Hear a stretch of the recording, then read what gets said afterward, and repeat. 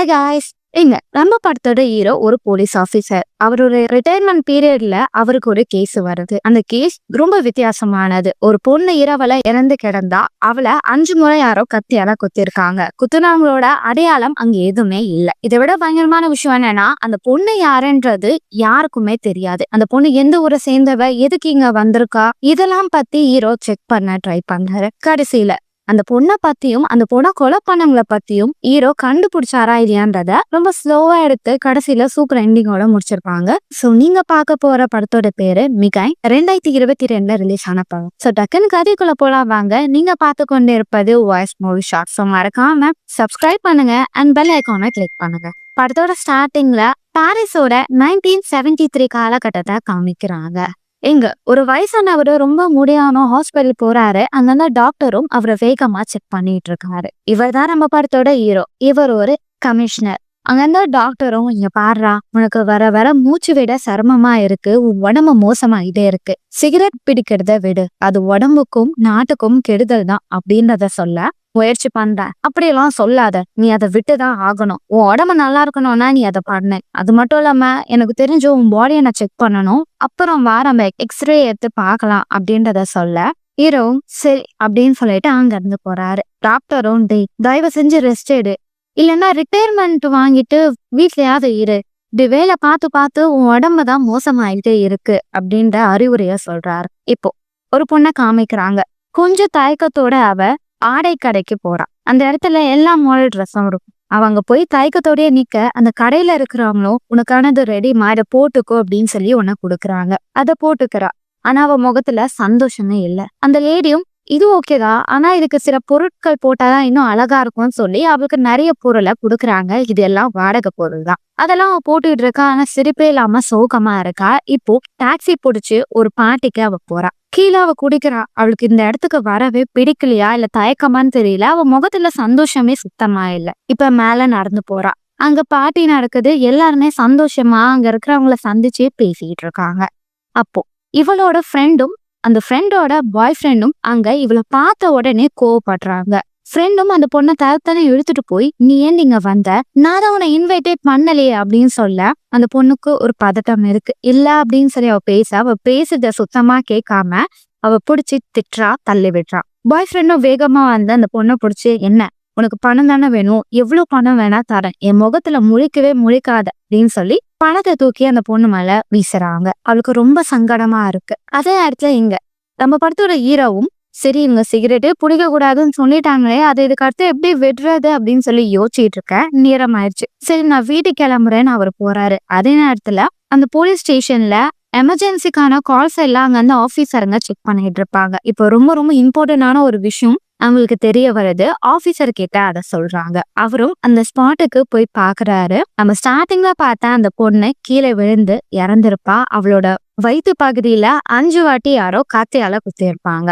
இது பார்த்த உடனே ஆபீசருக்கு ரொம்ப சங்கடமா ஆயிரும். அந்த பொண்ணா போட்டோ எடுக்க சொல்லுவாரு. இப்ப அங்க இன்ஸ்பெக்டர் கிட்ட யாரு கொலை பண்ணா, ஏதாவது தடயம் கிடைச்சதா அப்படின்னு கேட்க, இல்ல சார், எல்லா இடத்துலயும் தேடி பார்த்துட்டும் எந்த ஒரு தடயமும் கிடைக்கல, கில்லர் பக்காவா தான் அதை பண்ணிட்டு போயிருக்கான் அப்படின்றத அவர் சொல்றாங்க. சரி, இந்த பொண்ணு யாரு, எங்க இருந்து வந்திருக்கான்ற தகவலை கலெக்ட் பண்ண நமக்கு இந்த பொண்ணுங்க இருக்கிற விஷயத்த யார் சொன்னாங்களோ அவங்கள கூட்டிட்டு வாடும் போது யாரு இன்ஃபார்ம் பண்ணாங்கன்னு தெரியல சார், நம்மளோட எமர்ஜென்சி லைட்டை உடைச்சிட்டு போயிட்டாங்க, நான் என்னன்னு பார்த்து உங்களுக்கு நாளைக்கு தகவல் சொல்றேன் அப்படின்றத அவர் சொல்றாரு. ஹீரோவும் வீட்டுக்கு போறாரு. அவருக்கு சுத்தமா தூக்கமே இல்லை. அடுத்த நாள் காலையில ஹீரோ ஒரு பார்க்ல உட்கார்ந்து இருக்கும் போது அந்த பொண்ணு இறந்த தகவல் சொன்ன அந்த நபரை போலீஸ் கூட்டிட்டு வந்திருப்பாங்க. ஒரு 5 மணிக்கு முன்னாடி தான் அந்த சம்பவம் நடந்தது. ஒரு பையன் பொண்ணு வந்தாங்க. அவங்க பார்க்க மைனரா தான் என் கண்ணுக்கு தெரிஞ்சாங்க. வேகமா இந்த பொண்ணோட சடலத்தை தூக்கி போட்டுட்டு போயிட்டாங்க. அந்த பொண்ணு பாவம் சின்ன பொண்ணு தான். நான் பார்த்த உடனே அந்த தகவலை உங்ககிட்ட சொல்றதுக்காக எமர்ஜென்சி லைட்டை உடைச்சிட்டு போயிட்டேன், எனக்கு வேற எந்த ஒரு தகவலும் தெரியாதுன்னு சொல்லிட்டு அவர் போயிடுறாரு. இப்ப ஹீரோவும் அந்த பொண்ணு இறந்த அந்த ஸ்பாட்டுக்கு போறாங்க. அந்த இடத்த பாக்குறாரு. ஹீரோ மைண்டுக்குள்ள சில விஷயங்கள் ஓடிக்கிட்டே இருக்கு. இப்போ அந்த பொண்ணோட பாடிய அட்டாப்சி பண்ண டாக்டர் கிட்ட போய் அந்த பொண்ணு எப்படி இறந்தான்றதை கேக்குறாரு. அந்த டாக்டரும் அந்த பொண்ணை வயிற்றுல நல்லா ஆழமா குத்தி இருக்காங்க. ஆனா இன்னும் அந்த பொண்ணோட பாடி பத்தி நான் டீட்டெயிலா தெரிஞ்சுக்க எனக்கு கொஞ்சம் நேரம் தேவைப்படும் அப்படின்னு சொல்ல, இந்த பொண்ணு எந்த டைம்ல இறந்தான்னு உங்களுக்கு தெரியுமான்றதை ஹீரோ கேக்குறாரு. ஒரு 10 மணி இருக்கும். அதோட பொண்ணோட வயிறு எம்டியா தான் இருந்தது. அந்த பொண்ணோட பாடியில இருந்து ஆல்கஹால் ஸ்மெல் வந்தது அப்படின்றத சொல்ல ஹீரோ அப்ப அந்த பொண்ணு குடிச்சிருக்க மாட்டாள. ஆமா, அவ குடிக்கல. ஆனா அவ கூட இருந்தவங்க குடிச்சிருக்கலாம். அந்த ஸ்மெல் இவ மேலயும் வர வாய்ப்பு இருக்கு. அந்த பொண்ணு கன்னி பொண்ணும் கிடையாது அப்படின்ற மாதிரி பல தகவலை அந்த டாக்டர் சொல்றாங்க.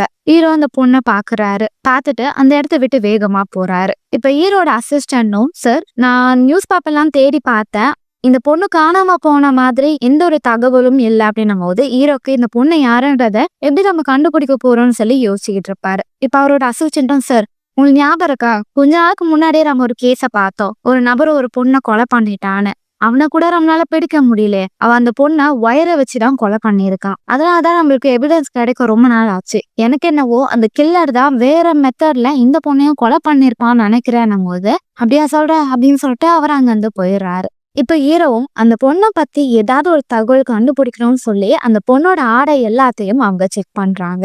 அதுல அந்த பொண்ணோட எந்த ஒரு இன்ஃபர்மேஷனும் அங்க கிடைக்காது. வெறும் துணிகள் மட்டும்தான் இருக்கும். சரி, இந்த துணியில ஒரு பிராண்ட் நேம் இருக்கு, அந்த கடையில போய் பார்க்கலாம்னு சொல்லிட்டு அந்த கடைக்கு போவாங்க. அந்த கடையோட ஓனரும் அந்த துணியை பாக்குறாங்க. ஆனா இது ரொம்ப பழைய துணி. ஒரு வயசானவங்க அவங்க பொண்ணுக்காக வச்சிருந்தாங்க, அவங்கதான் அதை வாங்கிட்டு போனாங்க அப்படின்னு சொல்ல, சரி அந்த வயசானவங்களோட டீட்டெயில் கிடைக்குமா போது, டீட்டெயில் இருக்கு சார், ஆனா இப்ப அவங்க உயிரோட இல்ல, அவங்க இறந்துட்டாங்க. இந்த ஆடை இப்ப யார் பயன்படுத்துறாங்கன்றது எங்களுக்கு தெரியாது அப்படின்றது சொல்லிடுறாங்க. ஹீரோவும் அந்த துணியை எடுத்துட்டு வீட்டுக்கு போறாரு. அவங்க மனைவியும் என்ன பாக்ஸ்ன்னு பார்த்துட்டு ஷாக் ஆயிடுறாங்க. என்ன மன்னிச்சிரு, இப்ப நான் தேடிட்டு இருக்க இந்த கேஸ்ல இறந்து போன பொண்ணோட ஆடைதான் இது. அவ இந்த ட்ரெஸ் போட்டிருக்கா, ஆனா அந்த ட்ரெஸ்ஸோட கடையில அந்த பொண்ணை பத்தி எந்த ஒரு தகவலும் இல்லை அப்படின்னும் போது அவங்க மனைவி ஒரு விஷயத்த சொல்லுவாங்க.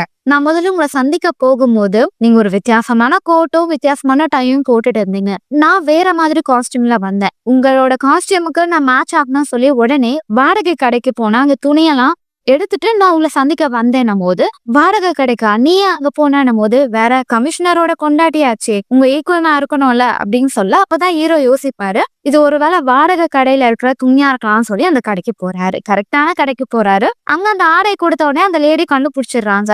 ஆமாம் சார், ஒரு பொண்ணு வந்தா, அவளுக்கு தானே இதை கொடுத்தேன். அந்த பொண்ணு ரொம்ப பாவம் சார், ரொம்ப சோகமா இருந்தா, அவளால வாடகைக்கு காசு கூட கொடுக்க முடியல. அதுக்கு பதிலா அவளோட மோதிரத்தை மட்டும் கொடுத்துட்டு போனா, நான் துணியை கொடுத்துட்டு வாங்கிக்கிறேன்னு போயிட்டா சார். ஹீரோவும் வேற ஏதாவது அந்த பொண்ணு உங்ககிட்ட சொன்னாலும் போது இல்ல, அவ ரொம்ப பதட்டமா இருந்தா போல, அவளோட முடிய அவ சுத்திக்கிட்டே இருந்தா, மத்தபடி அந்த பொண்ணை பத்தி எனக்கு தெரியாது சார் அப்படின்னு சொல்ல, அந்த பொண்ணை விட்டுட்டு போனா அவளோட திங்ஸை மட்டும் ஹீரோ எடுத்துட்டு வராரு. அப்படி எல்லாத்தையும் செக் பண்ணும் போது அந்த பொண்ணோட பேரோ இல்ல அந்த பொண்ணோட வீட்டு அட்ரஸ் எதுவுமே கிடைக்காது. ஆனா ஒரு மருந்து மட்டும் இருக்கும். இப்ப அடுத்த நாள் ஹீரோ ஒரு ஹோட்டல்ல இருப்பாரு. அங்க இருக்கும் போது ஒரு பொண்ணை பாப்பாரு. அந்த பொண்ணும் இறந்து போன பொண்ணு மாதிரி முடிய சுத்திக்கிட்டே இருப்பா. அவ வேகமா ஒரு கப் காஃபி மட்டும் குடிச்சுட்டா அந்த இடத்த விட்டு வேக வேகமா போவா. இப்ப அவளும் அங்க இருந்த துணி கடையில ஒரு துணி ஆட்டையை போட பாக்குறதுக்குள்ள ஹீரோ அந்த பொண்ணை பிடிச்சிருவாரு. பா, உனக்கு நான் சாப்பாடு வாங்கி தரேன்னு சொல்ல, அந்த பொண்ணு கட கட கடன்னு சாப்பிடுவா. ரொம்ப நன்றி, நான் ரொம்ப பசியா இருந்தேன் அப்படின்னும் போது, நீ யாரம்மா அப்படின்றத கேட்பாரு. நீ பாரிஸ்ல என்ன பண்ணிட்டு இருக்க அப்படின்னு கேட்கும் போது, நான் இந்த ஊருக்கு பொண்ணே கிடையாது,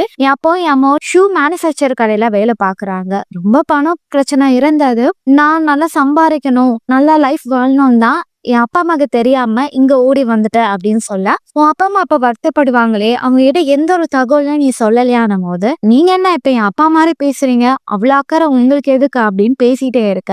இப்ப அந்த கடையோட ஓனரும், கமிஷனர் உங்களுக்கு ஏதாவது வேணுமான்னு கேட்க, அந்த பொண்ணு கமிஷனரா அப்படின்னு சொல்லிட்டு அந்த இடத்த விட்டு வேக வேகமா ஓடி போயிடுவான். இப்ப நைட்டு ஹீரோவும் ஒரு பொண்ணு காணா போன விஷயத்த வேற ஏதாவது ஸ்டேட்ல இன்ஃபார்ம் பண்ணிருக்காங்களா செக் பண்ணுங்கன்னும் போது, அந்த பொண்ணை பத்தி எந்த ஒரு இன்ஃபர்மேஷனும் உங்களுக்கு கிடைக்காது. இப்ப அடுத்த நாள் காலையில ஹீரோ அவரோட கேபின்ல வெயிட் பண்ணும்போது அங்க அவரோட அசிஸ்டன்டும், சார் அந்த மருந்து எந்த இடத்துல இருக்குன்ற டீட்டெயில் நாங்க கண்டுபிடிச்சிட்டோம் அப்படின்னு சொல்ல, அங்க இருக்கிற மெடிக்கல் ஷாப்புக்கு போறாங்க. அந்த பொண்ணை பத்தி கேட்க, சார் இந்த மருந்தை வாங்கினவங்களோட இன்ஃபர்மேஷன் என்கிட்ட இல்ல, அவங்களோட வீட்டு அட்ரஸ் மட்டும் தான் இருக்கு. அந்த பொண்ணை பத்தி உங்களுக்கு தெரியுமான்னும் போது, இல்ல சரி எனக்கு தெரியாது, அந்த பொண்ணு இங்கதான் இருக்கா, அவ ரொம்ப பெயின்ல இருந்தா அந்த மருந்து வேணும்னு கேட்டா அது கொடுத்தேன், அவ்வளவுதான் எனக்கு தெரியும்னும் போது, இந்த மருந்து எடுத்துக்கிறது ஆபத்து, இது ஆல்கஹால் மாதிரியா அப்படின்ற கேள்வி கேட்க, சார் அந்த பொண்ணு சின்ன பொண்ணா இருந்தா அவளுக்கு எவ்வளவு அளவு பயன்படுத்தணும்னு தெரியும் தான் நான் இதை கொடுத்தேன், மற்றபடி எனக்கு வேற எந்த தகவலும் தெரியாது சார்னும் போது, அவரும் சரின்னு சொல்லிட்டு அந்த அப்பார்ட்மெண்ட்டை நோக்கி போறாரு. ஆனா அந்த அபார்ட்மெண்ட்ல அந்த பொண்ணு எந்த வீட்டுல இருக்கான்னு தெரியாது. சோ வீட்டு ஓனர் கிட்ட,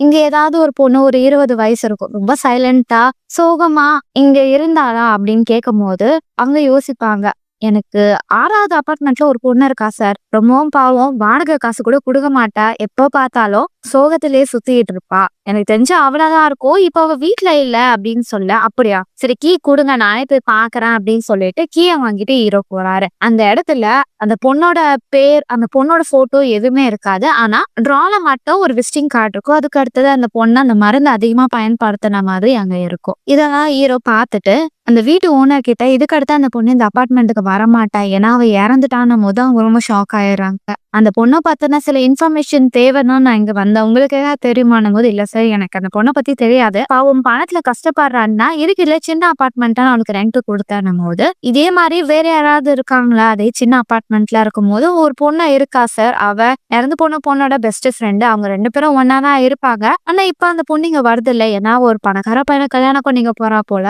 இப்போ அந்த பொண்ணு நிறைய பணம் சம்பாதிக்கிறதுன்னு இங்க வருது இல்ல, அப்பப்போ மட்டும் வந்துட்டு போவா, அவ்வளவுதான் எனக்கு தெரியும்ன்றதா சொல்றாங்க. இப்ப ஹீரோவும் இறந்து போன அந்த பொண்ணோட ஃப்ரெண்டுன்னு சொன்ன அந்த பொண்ணை பார்க்க போவாங்க. அவ மூவில ஸ்கிரிப்டே எழுதுற பர்சன். அவ சின்னதா ஒரு ஸ்டூடியோ மாதிரி வச்சிருப்பா. அந்த இடத்துக்கு ஹீரோ போய் அந்த பொண்ணு கிட்ட, உன் ஃப்ரெண்டு இறந்திருக்கா, அவளை பத்தின தகவல் தெரியுமான்னு கேட்க, அவ இறந்தாளா அப்படின்னு சொல்லி இவ பயங்கரமா ஷாக் ஆகுறா.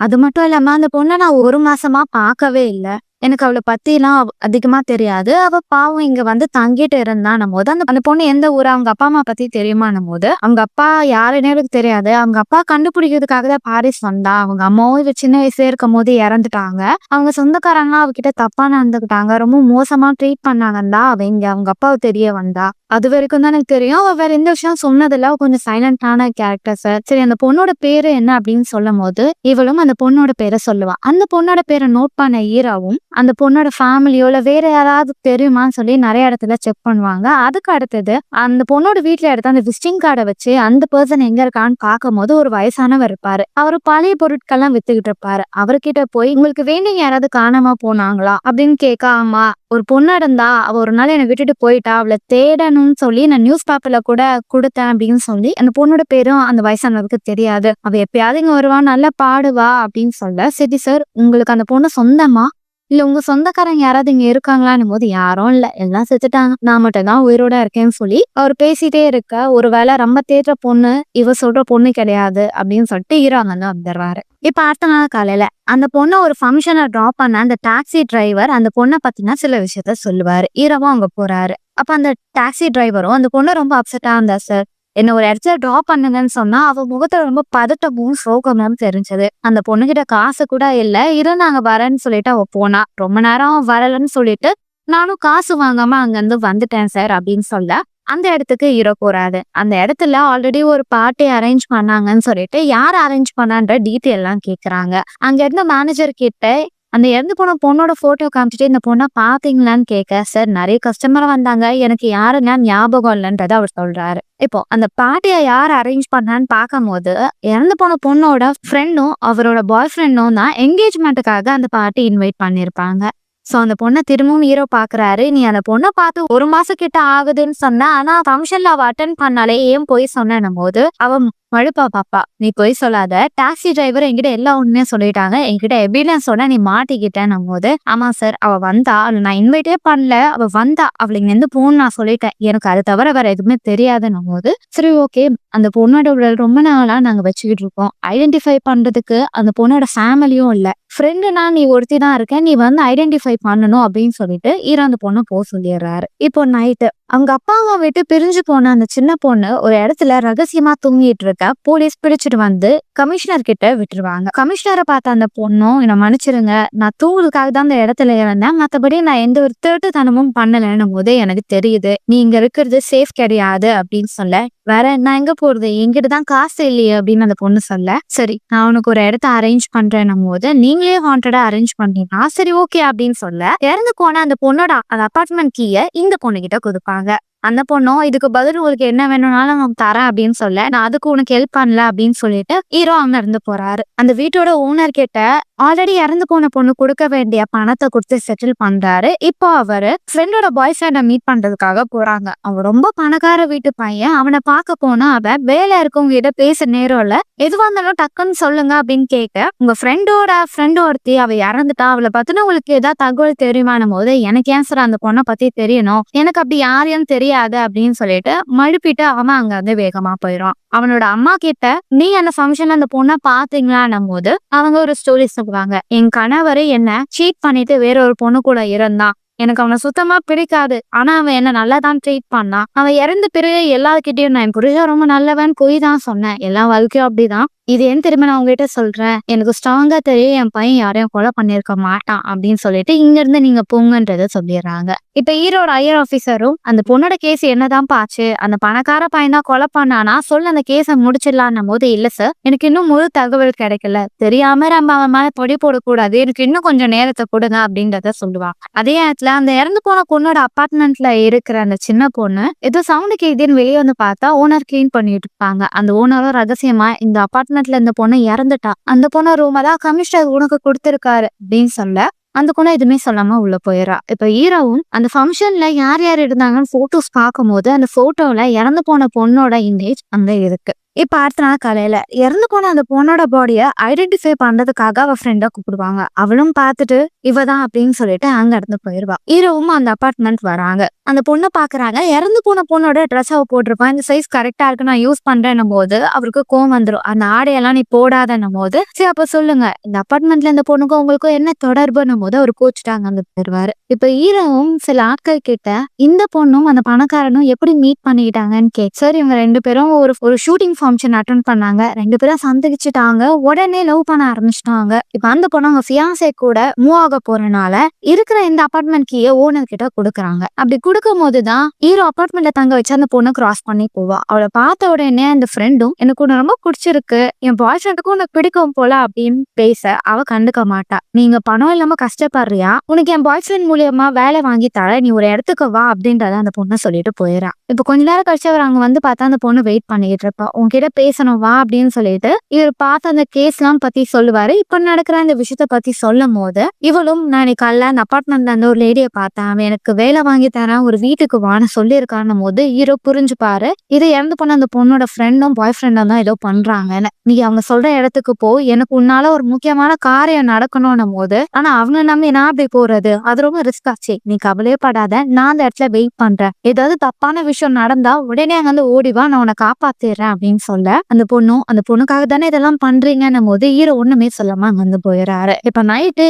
ஃப்ரெண்டு சொன்ன இடத்துக்கு அந்த பொண்ணு போய் கொஞ்ச நேரத்திலேயே வளர் அடிச்சுட்டு வேகமா ஓடி வந்துருவா. ஹீரோ அந்த பொண்ணை கூட்டிட்டு போயிருவாரு. என்ன நடந்ததாங்க அப்படின்னு சொல்ல எனக்கு ஏதோ குடிக்க கொடுத்தாங்க, நான் அது குடிச்சேன், அதுக்கு அடுத்து எனக்கு கொஞ்சம் மயக்கமா இருந்தது. அப்ப அந்த பாய் ஃப்ரெண்டும் ஏதோ ஒரு விஷயத்த என்ன பார்த்து தூரமா பண்ணா என்ன டச் பண்ணல, அவனோட பிஹேவியர் எனக்கு பிடிக்கல, எனக்கு பயமா இருந்தது, நாங்க வந்து ஓடி வந்துட்டேன் அப்படின்றத சொல்றாங்க. இப்ப ஹீரோ அந்த பொண்ணை வீட்டுக்கு கூட்டிட்டு போறாங்க. அவங்க மனைவி அந்த பொண்ணை நல்லா பாத்துக்கிறாங்க. அடுத்த நாள் காலைல அந்த பொண்ணுக்கு சாப்பாடு தர அந்த பொண்ணு ரொம்ப அன்பா என்ன பாத்துக்கிறீங்க அப்படின்னு சொல்லும் போது சரி உங்களுக்கு குழந்தைகள் இருக்கா அப்படின்னு அந்த பொண்ணு கேட்பா. அதுக்கு கமிஷனரோட மனைவியும் எனக்கு ஒரு பெண் குழந்தை இருந்தா அப்படின்னு சொல்லும் போது அவங்க சொல்லும் போதே ஒரு கஷ்டம் இருக்கு, அவங்க இப்ப இல்லைன்னு நினைக்கிறேன். இப்ப ஹீரோக்கு டாக்டர் கிட்ட இருந்து கால் வரும். போய் பார்த்தா அவரு ஒரு விஷயத்த சொல்லுவாரு. கத்தி குத்துப்பட்டு அந்த பொண்ணை சாகல, அதுக்கு முன்னாடி அந்த பொண்ணோட தலையும் கழுத்து பகுதியில இருக்கிற எலும்பு உடஞ்சி இறந்துட்டா. அவ இறந்த பிறகுதான் அவ வயித்துல கத்தியால குத்தி இருக்காங்க. ஹீரோ இப்போ அந்த பொண்ணோட ஃப்ரெண்டு அந்த பொண்ணோட ஃபியான்சே அவங்க மாமியாரை பார்க்க போறாங்க. அவங்க ஆல்ரெடி இங்க மூவ் ஆன் ஆயிருப்பாங்க. சோ ஹீரோ நடந்த எல்லா விஷயத்தையும் சொல்றாரு. அந்த பொண்ணை கத்தியால குத்தி சாகல, யாரோ அந்த பொண்ணை தள்ளி விட்டு கொலை முயற்சி பண்ணியிருக்காங்க. அந்த பொண்ணு நெருங்கியவங்கன்னு பார்த்தா நீங்க தான், உங்களுக்கு ஏதாவது தகவல் தெரிஞ்சிருக்குமேன்னு சொல்ல அவங்க பதிலே சொல்லாம சைலண்டா இருக்காங்க. இப்ப ஹீரோவும் அந்த ஃபியான்சே கிட்ட உன்னை பத்தி எனக்கு சில விஷயங்கள் தெரிய வந்தது, நீ திருமணம் பண்ணிக்க தானே போற, ஆனா உன்னால ஒரு பொண்ணையே தொட முடியலன்னா நீ ஏன் திருமணம் பண்ற அப்படின்னு கேள்வி கேட்க அவனுக்கு கோவம் வந்துடுது. அவங்க ஃபியான்சேவை பிடிச்சிட்டு அவர் வேகமா இழுத்துட்டு போயிடுறாரு. அவங்க அம்மாவும் அவங்க லாயரை அரேஞ்ச் பண்ணிருப்பாங்க. அவரும் சார் எவிடன்ஸே இல்லாம நீங்க இங்க வரக்கூடாதுன்னு சொல்ல ஹீரோவும் அங்க இருந்து போயிடுறாரு. இப்ப ஹீரோவும் அவரோட மனைவியும் இறந்து போன அந்த பொண்ணோட உடலை அங்க புதைக்கிறாங்க. இப்ப ஹீரோவும் அவங்க வீட்டுல இருக்கிற அந்த பொண்ணை இறந்து போன பொண்ணு மாதிரியே ஆடையை போட்டுக்கோ அப்படின்னு சொல்லி பக்கவா அந்த பொண்ணு மாதிரியே ரெடி பண்றாங்க. இன்னைக்கு இறந்து போன பொண்ணோட ஃப்ரெண்டுக்கும் பாய் ஃப்ரெண்டுக்கும் மேரேஜ் ஆக போகுது. அந்த ஈவெண்ட்டுக்கு அவளை போக சொல்லுவாங்க. அவளை பார்த்த உடனே இவங்க ரெண்டு பேரும் பதறிடுவாங்க. அதுலயும் அந்த ஃப்ரெண்டு பயந்து வேகமா ஓடும் போது காத்தவரி கீழே விழுந்துருவான். இந்த சம்பவத்தை பார்த்த ஹீரோவும் உங்க கண்ணை பார்த்தாலே தெரியுது நீங்க ஏதோ பண்ணிருக்கீங்க, உண்மையை நீங்க சொன்னீங்கன்னா இந்த கேஸ் சுலபமா முடிஞ்சிடும் அப்படின்னும் போது அவங்க மாமியார் எல்லா உண்மையா சொல்ல ஆரம்பிக்கிறாங்க. அந்த பாட்டி அப்போ என்னோட பையனும் மருமகளும் அந்த பொண்ணை போகவும் சொல்லி பேசிட்டே இருக்க தெரியாம அந்த பொண்ணை தள்ளி விட்டுறாங்க. அவ தலையில அடிபட்டு அப்படியே இறந்து போயிடுவா. என் பையனுக்கு என்ன பண்றதுன்னே தெரியல. இந்த பொண்ணுங்க போட்டெல்லாம் சொல்லி கார்ல போகணும். அப்ப என் பையனும் என்னோட மருமகளும் அந்த பொண்ணை அங்க விட்டுட்டு வந்தாங்க. அவ இறந்துட்டான்னு தெரியும், ஆனா நான் தான் கத்தியால அந்த பொண்ணை குத்துனேன் அப்படின்னு சொல்ல, அவ இறந்துட்டான்னு தெரிஞ்சு நீங்க ஏன் கத்தியால குத்துனீங்க? ஏன்னா என் பையன் மாட்டக்கூடாதுன்னு நான் நினைச்சேன். அந்த கத்தியை குத்திட்டு அங்கேயே தூக்கி போட்டுட்டேன். எனக்கு என் பையன் தானே முக்கியம் அப்படின்னு சொல்ல, அது சரி இதெல்லாம் நீங்க பண்ணீங்க, ஆனா திரும்ப இதே இடத்துல எதுக்கு கல்யாண பார்ட்டி அரேஞ்ச் பண்ணீங்கன்னும் போது, நாங்க என்ன பெரிய தப்பா பண்ணோம்? அது ஒரு ஆக்சிடென்ட். என் பையன் எப்படி இதுக்கு பொறுப்பாவா? நாங்க அந்த விஷயத்த எப்பயும் மறந்துட்டோம். அதனாலதான் இங்க திரும்பவும் ஒரு பார்ட்டி அரேஞ்ச் பண்ணோம் அப்படின்னு சொல்ல, மேம் நீங்க தப்புக்கு மேல தப்பு பண்றீங்க. இதுல இருந்து உங்களால தப்பிக்கவே முடியாது. இப்போ நீங்க வீட்டுக்கு போங்க. நாளைக்கு ஆபீசருங்க வந்து உங்களை என்கொயரி பண்ணுவாங்க அப்படின்னு சொல்ல, அவங்களும் பாத்துக்கலாம் அப்படின்னு சொல்லிட்டு அங்க வந்து வேகமா போறாங்க. இப்ப அடுத்த நாள் காலையில ஹீரோ பாத்துட்டு அந்த பொண்ணை அவங்க ஊருக்கு அனுப்புறாரு. அந்த பொண்ணும் நீங்க எனக்கு நிறைய உதவி பண்ணிருக்கீங்கன்னும் போது, உன்னோட இந்த கோலத்தை பார்த்தா உங்க அப்பா அம்மாவுக்கே பயங்கரமா ஷாக் ஆகும்லாம் போது, அப்பெல்லாம் இல்ல, நான் இங்க இருந்து போறேன், எனக்கு உதவி பண்ணதுக்கு ரொம்ப நன்றின்னும் போது நீ சந்தோஷமா இரு அப்படின்னு சொல்லி அவர் வழி அனுப்ப அவளும் அங்க இருந்து போயிடுறான். இப்ப ஹீரோவும் அங்க வந்து சாலையில நடந்து போகும்போது ஒரு பொண்ணு பாரிஸ்க்கு புதுசா வர, அவளோட லக்கேஜ் எல்லாம் எடுத்துட்டு சந்தோஷமா போக, அந்த பொண்ணை பார்த்த ஹீரோக்கு இந்த பொண்ணுக்கு எந்த பிரச்சனையும் வந்துடக்கூடாதுன்னு மனசுலயே நினைச்சிட்டு அந்த இடத்த விட்டு போறாரு. ஏன்னா சொந்த பந்தம் இல்லாம ஒரு நகரத்துக்கு போற பெண்களுக்கு ஆபத்து அதிகம்ன்ற மாதிரி இந்த படத்தோட கருத்தை சொல்லி இந்த படத்தை முடிக்கிறாங்க. சோ அப்படின்ற மக்களே, படம் வித்தியாசமா இருந்ததுல அடுத்த ஒரு சுவாரஸ்யமான படத்துல நான் உங்களை சந்திக்க வரேன். Until then, bye bye.